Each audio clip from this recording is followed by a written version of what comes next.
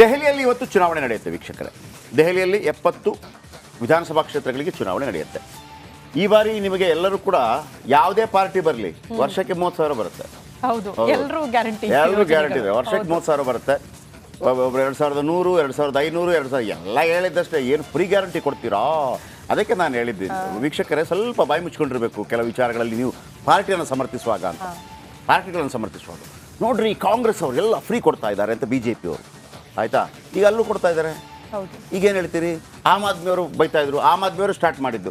So ಹಾಗಾಗಿ ನೀವು ಪಾರ್ಟಿಗಳ ವಿಚಾರಕ್ಕೆ ಬರಬೇಡಿ. ಪಾರ್ಟಿ ಇಟ್ಕೊಳ್ಳಿ, ನಿಮ್ಮ ಪಾರ್ಟಿಗಳನ್ನು ಇಟ್ಕೊಳ್ಳಿ. ಆದರೆ ನಿಮ್ಮದು ಯಾವತ್ತೂ ಮನಸ್ಸು ಕೇಂದ್ರೀಕೃತವಾಗಿರಲಿ ಈ ದೇಶದ ಬಗ್ಗೆ, ಇದರ ಸಂಸ್ಕೃತಿ ಬಗ್ಗೆ, ಇದರ ಪರಂಪರೆ ಬಗ್ಗೆ, ನಮ್ಮ ರಾಜ್ಯದ ಬಗ್ಗೆ, ನಮ್ಮ ಸಮಾಜದ ಬಗ್ಗೆ ಇರಲಿ. ಇಲ್ಲಾಂದರೆ ಸಿಕ್ಕಾಕೊಂಡ್ಬಿಡ್ತೀರಿ. ಈಗ ಕಾಂಗ್ರೆಸ್ಸನ್ನು ಬೈದವರೆಲ್ಲ ಈಗ ಏನು ಮಾಡ್ತೀರಿ? ಈಗ ಫ್ರೀ ಕೊಟ್ಟರು ಅಂತೇಳಿ ಸಿದ್ದರಾಮಯ್ಯನವ್ರನ್ನ ಬೈದವರು ಈಗ ಅಲ್ಲೇನು ಹೇಳ್ತೀರಿ? ಹಂಗಾಗತ್ತೆ, ಬಿಟ್ಟಾಕಿ, ಆ ಪ್ರಶ್ನೆ ಬೇರೆ. ಈಗ 30,000 ಲಾಭ ಆಗುತ್ತೆ. ಈಗ ಫ್ರೀ ಕೊಡಬಾರ್ದು ಅಂತೇನು, ಬಡವರಿಗೆ ಫ್ರೀ ಕೊಡಬಾರ್ದಾ? ಶ್ರೀಮಂತರದ್ದು ಅಷ್ಟೆಲ್ಲ ಕೋಟ್ಯಾಂತರ, ಲಕ್ಷಾಂತರ, ಲಕ್ಷ ಕೋಟಿ ಸಾಲ ಮನ್ನಾ ಆಯಿತು, ಅದು ಓಕೆನಾ? ದೊಡ್ಡವರಿಗೆ. ಬಡವರಿಗೆ ಕೊಟ್ಟಾಗ ನಿಮ್ಗೆ ಯಾಕೆ ಕೊಟ್ಟರೆ ಇವರಿಗೆ ಬರುತ್ತೆ? ಸಿಗಲಿ, ಏನು ತೊಂದರೆ ಇಲ್ಲ. ಆದರೆ ದೊಡ್ಡವರ ಏನು ಸಾಲಗಳು ಫ್ರೀ ಏನು ಮನ್ನಾ ಮಾಡುವಾಗ ದಿವಾಳಿ ಆಗೋದಿಲ್ಲ ದೇಶ? ಇದು ನನ್ನ ಪ್ರಶ್ನೆ ಅಪ್ಪ. ನೀವು ಬಡವರಿಗೆ ಕೊಟ್ಟಾಗ ಮಾತ್ರ ಯಾಕೆ ಮಾತಾಡ್ತೀರಿ? ಈಗ ಒಬ್ಬ BJP MLA ಆಗಿರ್ಬೋದು, ಕಾಂಗ್ರೆಸ್ MLA ಆಗಿರ್ಬೋದು, JDS MLA ಆಗಿರ್ಬೋದು, ಆತನಿಗೆ ಕರೆಂಟ್ ಫ್ರೀ ಕೊಡ್ತೀರಿ. ಮೈಕ್ರೋ ಫೈನಾನ್ಸ್ ಬಂದಾಗ ಜನ ಅದನ್ನೇ ಪ್ರಶ್ನೆ ಮಾಡಿದ್ರು, ಅಂಥವ್ರು ಸಾಲ ಮನ್ನಾ ಮಾಡ್ತೀರಿ, ನಮ್ದು ಯಾಕೆ ಸಾಲ ಮನ್ನಾ ಮಾಡ್ತಾ ಇಲ್ಲ ಅಲ್ವಾ? ಅದು ಮಾತ್ರ ಅಲ್ಲ, ಈಗ ನೋಡಿ, ನೀವು ಬಾಗಲಕೋಟೆ ನಿಮ್ಮ ಬಾದಾಮಿಗೆ ಬಸ್ಸಲ್ಲಿ ಹೋಗೋದಿದ್ರೆ ಅಲ್ಲಿ ಒಬ್ಬ MLAಗೆ ರಿಸರ್ವ್ ಇಟ್ಟಿರ್ತಾರೆ, ಅದು ಫ್ರೀ. ಅವನಿಗೆ ಫ್ರೀ ಕೊಡ್ಬೋದು, ಫ್ರೀ ಕೊಡ್ಬೋದು ಅವನಿಗೆ. ನಿಮಗೆ ವಿಮಾನಯಾನ ಅರ್ಧ ಫ್ರೀ, ನಿಮಗೆ ಮತ್ತೊಂದು ಫ್ರೀ, ಎಲ್ಲ ಫ್ರೀ. ನಿಮ್ಮದೇ MLAಗೆ ಫ್ರೀ ಅಂತೆ, ನಿಮ್ಗೆ ಸಿಗಬಾರ್ದಾ ಫ್ರೀ? ಇದು ನನ್ನ ಪ್ರಶ್ನೆ. ಆಮೇಲೆ ಅರವಿಂದ್ ಕೇಜ್ರಿವಾಲ್ ಕೂಡ ಒಂದು ಪ್ರಶ್ನೆಯನ್ನು ಮಾಡಿದರು. ಹಾಗಾಗಿ ಬಡವರಿಗೆ ಸಿಗೋದ್ರ ಬಗ್ಗೆ ಹೊಟ್ಟೆ ಕಿಚ್ಚು ಪಡಬೇಡಿ ದಯವಿಟ್ಟು, ಯಾರಿದ್ರು ಕೂಡ. ಆದರೆ ಇಲ್ಲಿ ಈ ಬಾರಿ ದೊಡ್ಡ ಚರ್ಚೆ ಆಗಿದ್ದು ಯಮುನೆ ನದಿ. ಯಮುನಾ ನದಿ ಈಗ ನಮ್ಗೆ ಹೆಂಗೆ ಈ ಭಾಗದಲ್ಲಿ ಕಾವೇರಿ ಇದೆ, ಮಂಗಳೂರು ಭಾಗದಲ್ಲಿ ನೇತ್ರಾವತಿ ಇದೆ, ನಿಮ್ಮ ಉತ್ತರ ಕರ್ನಾಟಕ ಭಾಗದಲ್ಲಿ ಮಲಪ್ರಭಾ, ಕೃಷ್ಣೆ ಇದೆ. ಆ ಥರ ಇಲ್ಲಿಗೆ ಯಮುನಾ ನದಿ ವೆರಿ ಇಂಪಾರ್ಟೆಂಟ್. ಎಲ್ಲಿಗೆ? ಡೆಲ್ಲಿಗೆ. ಯಮುನಾ ನದಿ ಹರಿಯಾಣದಲ್ಲಿ ಹರಿಯುತ್ತೆ, ಉತ್ತರ ಪ್ರದೇಶದಲ್ಲಿ ಇರುತ್ತೆ, ಇಲ್ಲೂ ಕೂಡ ಹರಿಯುತ್ತೆ. ಆದರೆ ಅದು ಕಲುಷಿತವಾಗಿದೆ. ಮೊನ್ನೆ ಅವರು ಏನು ಆರೋಪ ಮಾಡಿದ್ರು ಅಂತಂದ್ರೆ ಇದಕ್ಕೆ ವಿಷ ಹಾಕಿದ್ದಾರೆ ಅಂತ ಆರೋಪ ಮಾಡಿದ್ರು. ಯಾರು? ಅರವಿಂದ್ ಕೇಜ್ರಿವಾಲ್. ಬಹಳ ಡೆಡ್ಲಿ ಆರೋಪ ಅದು. ಆ ಥರದ ಆರೋಪವನ್ನು ಅರವಿಂದ್ ಕೇಜ್ರಿವಾಲ್ ಅವರಿಂದ ನಿರೀಕ್ಷೆ ಮಾಡಿರಲಿಲ್ಲ, ಆದರೆ ಆರೋಪ ಮಾಡಿದ್ರು.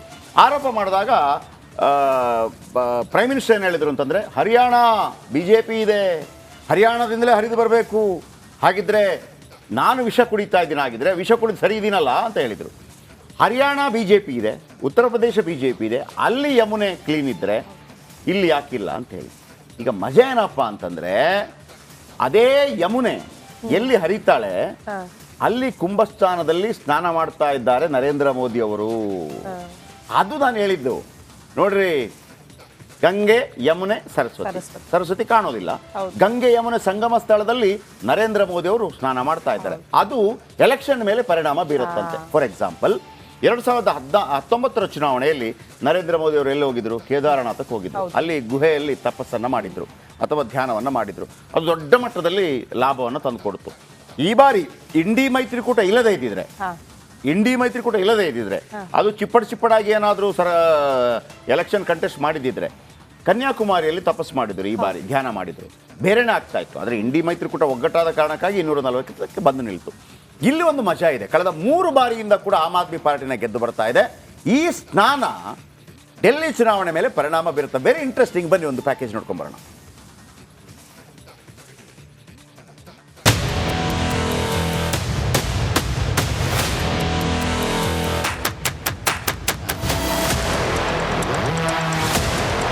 ದೆಹಲಿ ಚುನಾವಣೆ ಹೊತ್ತಲ್ಲೇ ಪ್ರಧಾನಿ ನರೇಂದ್ರ ಮೋದಿ ಮಾಸ್ಟರ್ ಸ್ಟ್ರೋಕ್ ಕೊಡ್ತಿದ್ದಾರೆ.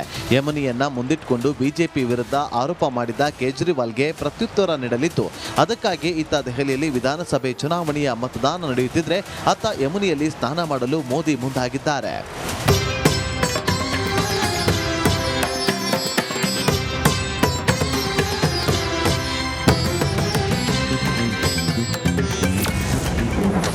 ಪ್ರಧಾನಿ ಮೋದಿ ಬೆಳಗ್ಗೆ 10:05ಕ್ಕೆ ಪ್ರಯಾಗ್ರಾಜ್ ವಿಮಾನ ನಿಲ್ದಾಣಕ್ಕೆ ಆಗಮಿಸಲಿದ್ದಾರೆ. ಅಲ್ಲಿಂದ 10 ಗಂಟೆ 10 ನಿಮಿಷಕ್ಕೆ ಡಿಪಿಎಸ್ ಹೆಲಿಪ್ಯಾಡ್ಗೆ ಪ್ರಯಾಣಿಸಿ ನಂತರ 10 ಗಂಟೆ 45 ನಿಮಿಷಕ್ಕೆ ಏರಿಯಲ್ ಘಾಟ್ಗೆ ತೆರಳಲಿದ್ದಾರೆ. ಇನ್ನು 10 ಗಂಟೆ 50 ನಿಮಿಷಕ್ಕೆ ಏರಿಯಲ್ ಘಾಟ್ನಿಂದ ಮಹಾಕುಂಭಕ್ಕೆ ಪ್ರಯಾಣ ಮಾಡಲಿದ್ದಾರೆ. 11 ಗಂಟೆಯಿಂದ 11:30ರವರೆಗೆ ಸಂಗಮ್ ಘಾಟ್ನಲ್ಲಿ ಪ್ರಧಾನಿ ಮೋದಿ ಸ್ನಾನ ಮಾಡಲಿದ್ದಾರೆ. 11:45ಕ್ಕೆ ಪ್ರಯಾಗ್ರಾಜ್ ವಿಮಾನ ನಿಲ್ದಾಣಕ್ಕೆ ಮೋದಿ ವಾಪಸ್ ಆಗಲಿದ್ದಾರೆ. ಪ್ರಧಾನಿ ನರೇಂದ್ರ ಮೋದಿ ಅವರು ಎಲ್ಲಿ ಬರ್ತಾರೆ, ಎಲ್ಲಿ ಸ್ನಾನ ಮಾಡ್ತಾರೆ, ಎಷ್ಟು ಗಂಟೆಗೆ ಹೋಗ್ತಾರೆ, ಯಾವ ಬೋಟ್ನಲ್ಲಿ ಅವರು ಓಡಾಡ್ತಾರೆ, ಅವರ ಬಂದೋಬಸ್ತ್ ಎಲ್ಲ ಹೇಗಿರುತ್ತೆ ಅನ್ನೋದನ್ನ ನಾವು ನಿಮ್ಗೆ ತೋರಿಸ್ತೀವಿ. ನೋಡಿ ಇದು ಪ್ರಧಾನಿ ನರೇಂದ್ರ ಮೋದಿ ಅವರು ಇದೇ ಬೋಟ್ನಲ್ಲಿ ಮೋದಿ ಈ ತ್ರಿವೇಣಿ ಸಂಗಮಕ್ಕೆ ಬೋಟ್ನಲ್ಲಿ ಹೋಗ್ತಾರೆ. ಮೋದಿ ಈ ಬೋಟ್ನಲ್ಲಿ ಓಡಾಡ್ತಾರೆ. ಹಾಗಾಗಿ ಈ ಕ್ಷಣದಿಂದಲೇ ಇಲ್ಲಿರುವಂತಹ ಪೊಲೀಸ್ ಸಿಬ್ಬಂದಿ ಮತ್ತೆ ಪ್ರಧಾನಿ ನರೇಂದ್ರ ಮೋದಿ ಅವರ ವಿಶೇಷವಾದಂತಹ ಭದ್ರತಾ ಸಿಬ್ಬಂದಿ ಸಂಪೂರ್ಣವಾಗಿ ಈ ಬೋಟ್ ಅನ್ನ, ಈ ಕ್ರೂಸರ್ ಅನ್ನ ತಮ್ಮ ಸುಪರ್ದಿಗೆ ತೆಗೆದುಕೊಂಡಿದ್ದಾರೆ. ಅಲ್ಲಿ ಕಾಣಿಸ್ತಾ ಇರುವಂತ ಕೆಲವು ಬ್ಲಾಕ್ ಕಮಾಂಡೋಸ್ ಏನಿದಾರಲ್ಲ, ಬ್ಲಾಕ್ ಕಮಾಂಡೋಸ್ ಈಗಾಗಲೇ ಈ ಬೋಟ್ ಅನ್ನ ತಮ್ಮ ಸುಪರ್ದಿಗೆ ತೆಗೆದುಕೊಂಡು ಸಂಪೂರ್ಣವಾಗಿ ಈ ಬೋಟ್ ಅನ್ನ ವ್ಯವಸ್ಥೆ ಮಾಡಿದ್ದಾರೆ ಮೋದಿಯವರ ಓಡಾಟಕ್ಕೆ. ಆ ತುತ್ತ ತುದಿ ಕಾಣಿಸ್ತಾ ಇದೆಯಲ್ಲ, ಆ ತುತ್ತ ತುದಿಯಲ್ಲಿ ಅದು ತ್ರಿವೇಣಿ ಸಂಗಮ. ಆ ತ್ರಿವೇಣಿ ಸಂಗಮಕ್ಕೆ ಹೋಗಿ ಪುಣ್ಯ ಸ್ನಾನವನ್ನ ಮಾಡ್ತಾರೆ. ಇನ್ನು ದೆಹಲಿ ಎಲೆಕ್ಷನ್ ಹೊತ್ತಲ್ಲಿ ಮೋದಿ ಸಂಗಮದಲ್ಲಿ ಸ್ನಾನ ಮಾಡ್ತಿರೋದಾದ್ರೂ ಯಾಕೆ ಅನ್ನೋದಕ್ಕೆ ಇಲ್ಲಿದೆ ನೋಡಿ ಉತ್ತರ. ದೆಹಲಿ ಚುನಾವಣೆಯಲ್ಲಿ ಹಿಂದೂ ಮತಗಳ ಕ್ರೋಢೀಕರಣಕ್ಕಾಗಿ ಮೋದಿ ರಣತಂತ್ರ ಹೆಣೆದಿದ್ದಾರೆ. ದೆಹಲಿಯ ಜೀವನ ನದಿಯಾಗಿರುವಂತಹ ಯಮುನಿಯಲ್ಲಿ ಸಂಗಮ ಸ್ನಾನ ಮಾಡಲು ಮೋದಿ ಸಜ್ಜಾಗಿದ್ದಾರೆ. ದೆಹಲಿಗೆ ಭಾವನಾತ್ಮಕವಾಗಿ ಬೆಸೆದಿರುವ ಯಮುನಿಯನ್ನ ಸ್ವಚ್ಛಗೊಳಿಸಲು ಕೇಜ್ರಿವಾಲ್ ವಿಫಲರಾಗಿದ್ದಾರೆ. ಹೀಗಾಗಿ ಸಂಗಮ ಸ್ನಾನದ ಮೂಲಕ ದೆಹಲಿಯಲ್ಲಿ 80%ರಷ್ಟಿರುವ ಹಿಂದೂಗಳನ್ನ ಸೆಳೆಯಲು ಯತ್ನಿಸಲಾಗಿದೆ. ಮೋದಿ ನಡೆಯಿಂದ ಇಂದಿನ ಮತದಾನಕ್ಕೆ ದಿಕ್ಕೇ ಬದಲಾಗುವ ಸಾಧ್ಯತೆ ಇದೆ.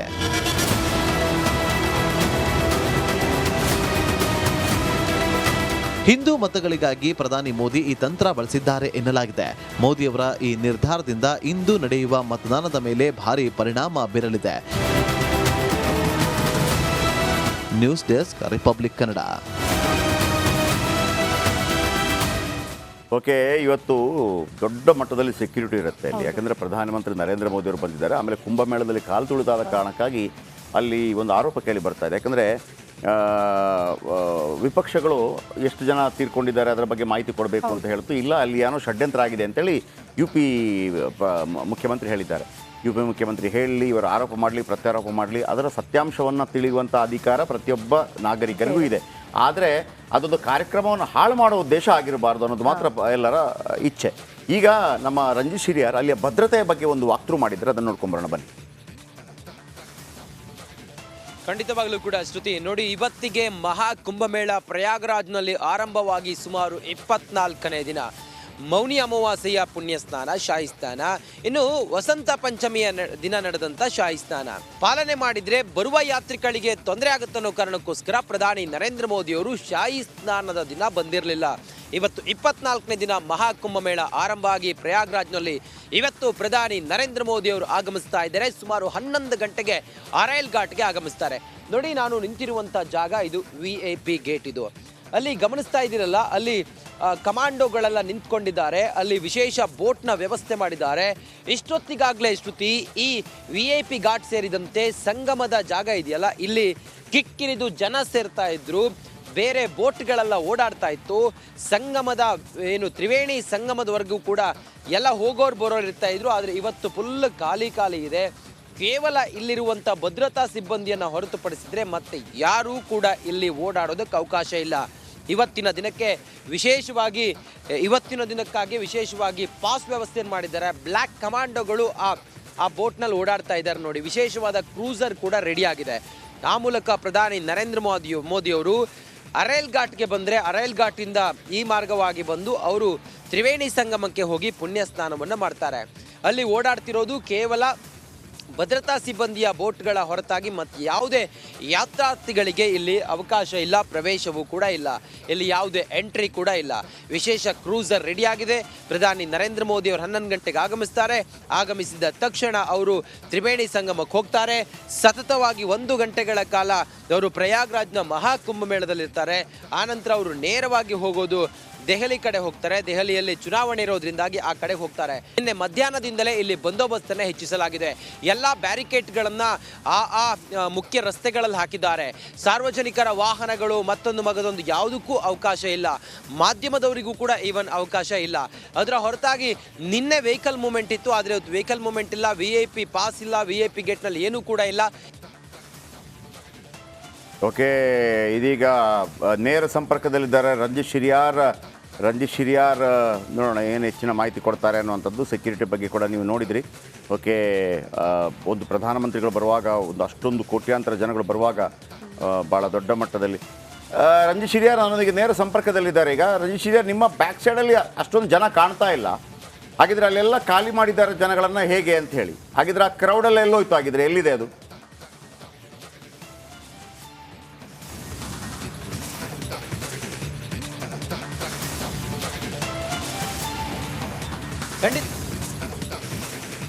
ಖಂಡಿತ ಜಯಪ್ರಕಾಶ್ ಶೆಟ್ರೆ, ಇವತ್ತು ಬೆಳಿಗ್ಗೆಯಿಂದಲೂ ಕೂಡ ಸಂಗಮಕ್ಕೆ ದೋಣಿಯಲ್ಲಿ ಹೋಗೋದಕ್ಕೆ ಅವಕಾಶ ಇಲ್ಲ. ಸಂಗಮದಲ್ಲಿ ಮೇಲ್ಗಡೆ ಏರಿಯಲ್ ವ್ಯೂ ನೋಡೋದಕ್ಕೆ ಹೆಲಿಕಾಪ್ಟರ್, ಪ್ಯಾರಾಗ್ಲೈಡಿಂಗ್, ಬೋಟಿಂಗ್ ಯಾವುದಕ್ಕೂ ಕೂಡ ಅವಕಾಶ ಇಲ್ಲ. ನಾನೀಗ ನಿಂತಿರುವಂಥ ಜಾಗ VIP ಘಾಟ ಜಯಪ್ರಕಾಶ್ ಶೆಟ್ರೆ. ಇವತ್ತು ಬೆಳಿಗ್ಗೆಯಿಂದ ಬ್ಯಾರಿಕೇಡ್ ಹಾಕಿ ಇಲ್ಲೆಲ್ಲವೂ ಕೂಡ ಬಂದ್ ಮಾಡಿದ್ದಾರೆ. ನೋಡಿ, ಈಗಷ್ಟೇ ಬಾಂಬ್ ನಿಷ್ಕ್ರಿಯ ದಳದವರು ಮತ್ತು ಡಾಗ್ ಸ್ಕ್ವಾಡ್ ಅವರು ಆ ವಿಶೇಷ ಕ್ರೂಸರ್ ಬಳಿ ಬಂದಿದ್ದಾರೆ. ಅಲ್ಲೊಂದು ಪೆಟ್ಟಿಗೆಯನ್ನು ಓಪನ್ ಮಾಡ್ತಾ ಇದ್ದಾರಲ್ಲ ಜಯಪ್ರಕಾಶ್ ಶೆಟ್ರೆ, ಅದನ್ನ ನೋಡಿ, ವಿಶೇಷ ವೆಪನ್ ಅದು. ಆ ವೆಪನ್ನ ಓಪನ್ ಮಾಡ್ತಾ ಇದ್ದಾರೆ. ಬ್ಲ್ಯಾಕ್ ಕಮಾಂಡೋಸ್ ಶಸ್ತ್ರ ಸಜ್ಜಿತವಾಗಿ ನಿಂತ್ಕೊಂಡಿರೋದನ್ನ ಗಮನಿಸ್ತಾ ಇದ್ದೀರಿ. ಅಲ್ಲಿ ಇರುವಂಥ ಎಲ್ಲ ಸಿಬ್ಬಂದಿಗಳಿದ್ದಾರಲ್ಲ, ಅವರೆಲ್ಲರೂ ಕೂಡ ಪ್ರಧಾನಿ ನರೇಂದ್ರ ಮೋದಿ ಅವರ ಆಗಮನದ ಹಿನ್ನೆಲೆಯಲ್ಲಿ ವಿಶೇಷವಾಗಿ ನಿಯೋಜನೆ ಆಗಿರುವಂಥ ಕಮಾಂಡೋಸ್ಗಳು ಆ ಕಪ್ಪು ಪಟ್ಟಿಯನ್ನು ಓಪನ್ ಮಾಡಿ ಪ್ರಧಾನಿ ನರೇಂದ್ರ ಮೋದಿ ಅವರ ಬರುವಿಕೆಗೆ ಇಲ್ಲಿ ಏನು ಸೆಕ್ಯೂರಿಟಿ ಏನಿದೆ, ಅತ್ಯಾಧುನಿಕ ತಂತ್ರಜ್ಞಾನದೊಂದಿಗೆ ಪ್ರಧಾನಿ ಮೋದಿ ಅವರ ಸೆಕ್ಯೂರಿಟಿಯನ್ನು, ಯಾಕಂತ ಹೇಳಿದ್ರೆ ಒಂದು ದಿನಕ್ಕೆ ಆವರೇಜ್ 1.5 ಕೋಟಿ ಜನ ಪ್ರಯಾಗ್ರಾಜ್ನ ಮಹಾ ಕುಂಭಮೇಳಕ್ಕೆ ಆಗಮಿಸ್ತಾ ಇದ್ದಾರೆ. ಇಷ್ಟು ಕೋಟಿ ಜನ ಬರುವಾಗ ಪ್ರಧಾನಿ ನರೇಂದ್ರ ಮೋದಿ ಅವರ ಭದ್ರತೆ ಬಹಳ ಪ್ರಮುಖವಾಗುತ್ತೆ. ಆ ಕಾರಣದಿಂದ ವಿಶೇಷವಾದಂಥ ಭದ್ರತೆಯನ್ನು ನಿಯೋಜಿಸಲಾಗಿದೆ. ಎಷ್ಟೊತ್ತಿಗಾಗಲೇ ಈ ಸಂಗಮ ಇದೆಯಲ್ಲ, VIP ಘಾಟ್ ಅಂತ ಹೇಳಿದ್ರೆ ಇದು ಸಂಗಮ, ಇದು ಸ್ನಾನ ಮಾಡುವಂಥ ಜಾಗ.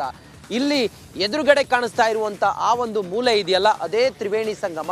ಆ ತ್ರಿವೇಣಿ ಸಂಗಮ ಯಮುನಾ ಹಾಗೆ ಗಂಗಾ ಅಂತರ್ಗಾಮಿಯಾಗಿ ಸರಸ್ವತಿ ನದಿ ಸಂಧಿಸುವಂತಹ ಜಾಗ. ಅದೇ ಜಾಗಕ್ಕೆ ಪ್ರಧಾನಿ ನರೇಂದ್ರ ಮೋದಿ ಅವರು ಇನ್ನೇನು ಕೆಲವೇ ಹೊತ್ತಿನಲ್ಲಿ ಆಗಮಿಸ್ತಾರೆ. ಮೋದಿಯವರ ಭದ್ರತೆ ಎಲ್ಲ ಹೆಂಗಿದೆ ಅಂತ ಕೇಳಿದರೆ, ಪ್ರಧಾನಿ ನರೇಂದ್ರ ಮೋದಿಯವರು ಎಕ್ಸಾಕ್ಟ್ ಆಗಿ 9 ಗಂಟೆ 12 ನಿಮಿಷ ಈಗ ಆಗಿದೆ. ಅವರು ದೆಹಲಿಯಿಂದ ಹೊರಟಿದ್ದಾರೆ. 10 ಗಂಟೆ 5 ನಿಮಿಷಕ್ಕೆ ಅವರು ಬ್ರಹ್ಮೌಲಿ ವಿಮಾನ ನಿಲ್ದಾಣವನ್ನು ತಲುಪ್ತಾರೆ ಪ್ರಯಾಗ್ರಾಜ್ನಲ್ಲಿ. ಬೆಳಿಗ್ಗೆ 10 ಗಂಟೆ 35 ನಿಮಿಷಕ್ಕೆ ಅವರು ಮಹಾ ಕುಂಭಮೇಳದ DPS ಮೈದಾನವನ್ನು ಅಲ್ಲಿರುವಂಥ ಹೆಲಿಪ್ಯಾಡನ್ನು ತಲುಪ್ತಾರೆ. 10:45ಕ್ಕೆ ಅರೈಲ್ ಘಾಟ್ಗೆ ಬರ್ತಾರೆ. ಅರೈಲ್ ಘಾಟ್ನಿಂದ ಅವರು ನಿಷಾದ್ ರಾಜ್ ಕ್ರೂಸ್ ಹತ್ತುವುದರ ಮೂಲಕ ತ್ರಿವೇಣಿ ಸಂಗಮವನ್ನು ತಲುಪ್ತಾರೆ. ತ್ರಿವೇಣಿ ಸಂಗಮದಲ್ಲಿ ಸ್ನಾನ ಮಾಡಿ ಆದ ನಂತರ ಗಂಗೆಗೆ ವಿಶೇಷ ಪೂಜೆ ಮಾಡ್ತಾರೆ. ಸಂಗಮದಲ್ಲಿ ಸಂತರು ಮತ್ತು ಮಹಾತ್ಮರನ್ನು ಮೋದಿ ಭೇಟಿ ಆಗ್ತಾರೆ. ಅದಾದ ನಂತರ ಅವರು ಬಡೆ ಹನುಮಾನ್ ಮಲಗಿರುವ ಸ್ಥಿತಿಯಲ್ಲಿರುವಂಥ ದೇವರು ಹನುಮಾನ್ ದೇವರನ್ನು ಭೇಟಿಯಾಗ ಅಂದರೆ ಅಲ್ಲಿ ಹೋಗಿ ದರ್ಶನವನ್ನು ಮಾಡ್ತಾರೆ. ದೇವಸ್ಥಾನಕ್ಕೆ ಭೇಟಿ ಕೊಟ್ಟು ದೇವರ ದರ್ಶನವನ್ನು ಮಾಡ್ತಾರೆ. ಆ ನಂತರ ಅಲ್ಲಿಂದ DPS ಮೈದಾನಕ್ಕೆ ವಾಪಸ್ ಬಂದು ಪ್ರಧಾನಿ ನರೇಂದ್ರ ಮೋದಿ ಅವರು ಹೋಗ್ತಾರೆ. ಇದು ಮೋದಿ ಅವರು ಎಷ್ಟೊತ್ತಿಗೆ ಬರ್ತಾರೆ, ಏನು ಮಾಡ್ತಾರೆ, ಎಲ್ಲಿಗೆ ಹೋಗ್ತಾರೆ, ಬಂದಾದ ನಂತರ ಹೆಂಗೆ ಹೋಗ್ತಾರೆ, ಯಾವ ವಿಮಾನದ ಮೂಲಕ ಹೋಗ್ತಾರೆ, ಯಾವ ಕ್ರೂಸರ್ ಮೂಲಕ ಹೋಗ್ತಾರೆ ಅನ್ನೋದರ ಮಾಹಿತಿ ಈಗ ಎಕ್ಸಾಕ್ಟ್ ಆಗಿ ನೋಡ್ತಿರುವಂಥ ಜಾಗ ಇದೆಯಲ್ಲ, ಇದು ಪ್ರಧಾನಿ ಮೋದಿಯವರ ಆಗಮನದ ಜಾಗ. ಆಯಕಟ್ಟಿನ ಜಾಗ. ವಿಶೇಷ ಭದ್ರತೆಯನ್ನು ಮಾಡಿದ್ದಾರೆ. ವಿಶೇಷ ಕಮಾಂಡೋಸ್ ಇದ್ದಾರೆ. ಯಾವುದೇ ವೆಹಿಕಲ್ಗಳಿಗೆ ಅಥವಾ ಎದುರುಗಡೆ ಬ್ಯಾರಿಕೇಟಿಂಗ್ ಹಾಕಿ ಬಂದ್ ಮಾಡಿದ್ದಾರೆ. ಬೋಟಿಂಗ್ ವ್ಯವಸ್ಥೆ ಇಲ್ಲ, ಪ್ಯಾರಾಗ್ಲೈಡಿಂಗ್ ಇಲ್ಲ, ಮತ್ತೊಂದು ಯಾವುದೂ ಇಲ್ಲ. ಬೇರೆ ಸಮಯಕ್ಕೆ ಇಲ್ಲಿ ಬಂದ್ರೆ ಉಳಿದವರಿಗೆ ಇವತ್ತು ಪುಣ್ಯ ಸ್ನಾನಕ್ಕೆ ಅವಕಾಶ ಇದೆಯೋ ಇಲ್ಲೋ? ಅದೆಲ್ಲಿ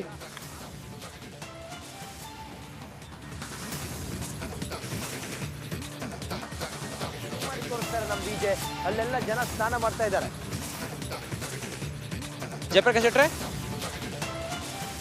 ಕೋಟ್ಯಾಂತರ ಭಕ್ತಾದಿಗಳು ಬೇರೆ ಜನ ಕೂಡ ಇರ್ತಾರಲ್ಲ, ಅವರಿಗೆ ಇವತ್ತು ಅವಕಾಶ ಇದೆಯಾ ಅಥವಾ ಈ ಜಾಗದಲ್ಲಿ ಮಾತ್ರ ನರೇಂದ್ರ ಮೋದಿ ಅವರಿಗೊಂದು ವಿಶೇಷ ವ್ಯವಸ್ಥೆ ಮಾಡಿಬಿಟ್ಟು ಉಳಿದ ಜಾಗವನ್ನ ಭಕ್ತಾದಿಗಳಿಗೆ ಬಿಟ್ಕೊಟ್ಟಿದ್ದಾರೆ ಹೇಗೆ ಅನ್ನೋದನ್ನ ತೋರಿಸ್ತಾ ಇದ್ದೀವಿ ಜಯಪ್ರಕಾಶ್ ಶೆಟ್ರೆ.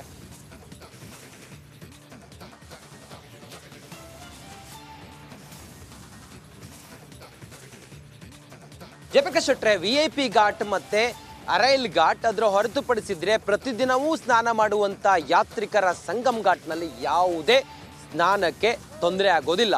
ಯಾತ್ರಿಕರು ತ್ರಿವೇಣಿ ಸಂಗಮಕ್ಕೆ ಪ್ರಧಾನಿ ಮೋದಿ ಬಂದು ಹೋಗೋವರೆಗೂ ಕೂಡ ಅವಕಾಶ ಇಲ್ಲ. ತ್ರಿವೇಣಿ ಸಂಗಮಕ್ಕೆ ಬೋಟ್ನಲ್ಲೇ ಹೋಗಬೇಕು. ಆದರೆ ಬೋಟಿಂಗ್ ಯಾವುದು ಇಲ್ಲದೆ ಇರೋದ್ರಿಂದಾಗಿ ಹೋಗೋದಕ್ಕೆ ಅವಕಾಶ ಇಲ್ಲ. ಯಾತ್ರಿಕರು ಸಂಗಮ ಘಾಟ್ನಲ್ಲಿ ಮತ್ತೆ 14 ಇನ್ನುಳಿದ ಘಾಟ್ನಲ್ಲಿ ಸ್ನಾನ ಮಾಡೋದಕ್ಕೆ ಯಾವುದೇ ತೊಂದರೆ ಆಗೋದಿಲ್ಲ. ತೊಂದರೆ ಆಗೋದು ಇವತ್ತು ಜನರಿಗೆ. ನಿನ್ನೆ ವೆಹಿಕಲ್ ಮೂವ್ಮೆಂಟ್ ಇತ್ತು, ಇವತ್ತು ವೆಹಿಕಲ್ ಮೂವ್ಮೆಂಟ್ ಇಲ್ಲ. ಬ್ಯಾರಿಕೇಟಿಂಗ್ ಹಾಕಿ ಎಲ್ಲವನ್ನ ಬಂದ್ ಮಾಡಿದ್ದಾರೆ. ಜನ ನಡ್ಕೊಂಡೇ ಬರಬೇಕು. ಇವತ್ತು ಓಡಾಡೋದಾದ್ರೆ ಸ್ವಲ್ಪ ನಡ್ಕೊಂಡು ಓಡಾಡಬೇಕು, ಅಥವಾ ಅಖಾಡಗಳಿಗೆ ಮತ್ತೊಂದು ಮಗದೊಂದು ಏನು ಸಂತರನ್ನ ಅಥವಾ ಸಾಧುಗಳನ್ನ ಭೇಟಿ ಮಾಡೋದಕ್ಕೂ ಅಥವಾ ಅಲ್ಲಿ ಹೋಗಿ ದರ್ಶನ ಪಡೆಯೋದಕ್ಕೂ ಕೂಡ ಜನರಿಗೆ ಯಾವುದೇ ಸಮಸ್ಯೆ ಆಗೋದಿಲ್ಲ. ಆಯಕಟ್ಟಿನ ಸ್ಥಳಗಳು VIP ಘಾಟ್, ಅರೈಲ್ ಘಾಟ್, ತ್ರಿವೇಣಿ ಸಂಗಮ, ಈ 3 ಸ್ಥಳಗಳಲ್ಲಿ ಮಾತ್ರ ಪೊಲೀಸರು ನಾಕಾಬಂದಿಯನ್ನು ಹಾಕಿದ್ದಾರೆ. ವಿಶೇಷವಾದಂಥ ಭದ್ರತೆ ಇದೆ, ಸ್ಪೆಷಲ್ ಸೆಕ್ಯೂರಿಟಿ ಇದೆ. ಬ್ಯಾರಿಕೇಡ್ಗಳನ್ನು ಹಾಕಿ ಕೆಲ ಸ್ಥಳಗಳಿಗೆ ಜನರು ಬರಬಾರ್ದು ಅಂತೇಳಿ ರೆಸ್ಟ್ರಿಕ್ಟೆಡ್ ಏರಿಯಾ ಅಂತೇಳಿ ಮಾಡಿದ್ದಾರೆ. ಅದರ ಹೊರತಾಗಿ ಜನರಿಗೆ ಯಾವುದೇ ತೊಂದರೆ ಆಗೋದಿಲ್ಲ. ಅದು ಮೋದಿ ಇರೋದು ಕೇವಲ 1 ಗಂಟೆ ಮಾತ್ರ ಪ್ರಯಾಗ್ರಾಜ್ನಲ್ಲಿ. ಈ 1 ಗಂಟೆಯ ಅವಧಿಯಲ್ಲಿ ಮಾತ್ರ ತೊಂದರೆ ಆಗುತ್ತೆ. ಪ್ರಧಾನಿ ಬರುವ 1 ತಾಸಿನ ಮುಂಚೆ ಅಂದರೆ ಕೆಲವು ರೋಡ್ಗಳನ್ನು ಮತ್ತೆ ಬಂದ್ ಮಾಡ್ತಾರೆ, ಆಗ ಸ್ವಲ್ಪ ತೊಂದರೆ ಆಗುತ್ತೆ ಅನ್ನೋದನ್ನು ಹೊರತುಪಡಿಸಿದ್ರೆ ಓಕೆ ಓಕೆ ಒಂದು ಏನಂತಂದರೆ 10:05ಕ್ಕೆ ಪ್ರಯಾಗ್ರಾಜ್ ಏರ್ಪೋರ್ಟ್ಗೆ ಮೋದಿ ಬರ್ತಾರೆ.